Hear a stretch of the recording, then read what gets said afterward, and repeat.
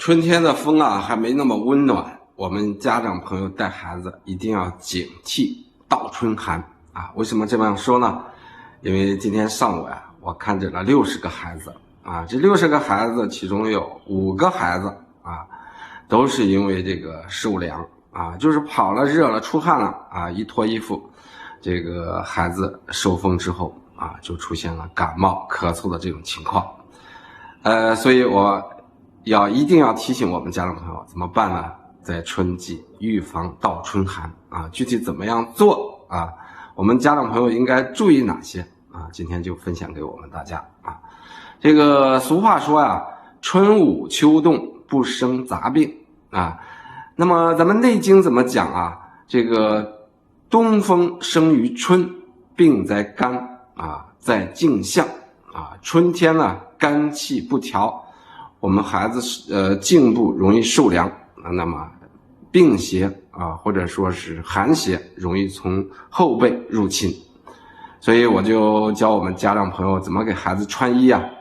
就是洋葱式的穿衣啊。那春天就是这个风中啊容易有寒气啊，如果说孩子出汗了或者穿的薄啊，孩子就会容易这个风邪寒邪入侵孩子身体皮肤，那么就会出现我们说的外感和感冒啊。那么第二个方面就是寒从脚下起啊，有家长说这个我家孩子你看回家之后就把袜子脱得光光的啊，在地板上啊乱跑，这样的情况下呢，孩子呢脚部受凉，寒气呢它也会入侵到孩子的身体。那么一定要给孩子穿好袜子啊，所以这种情况呢，我们怎么办啊？给孩子可以用艾叶泡泡脚啊，孩子每周用2次，那么把体内的寒邪呢发散出来，孩子呢这个就不会感冒，或者是即使感冒鼻涕啊，很快就会自然好转啊，甚至没必要去吃药。那么预防这个孩子外感呢，这个春季倒春寒的情况，那么我们怎么办？就是给孩子穿衣一定要注意，就是洋葱式的穿衣方法啊。春天呢，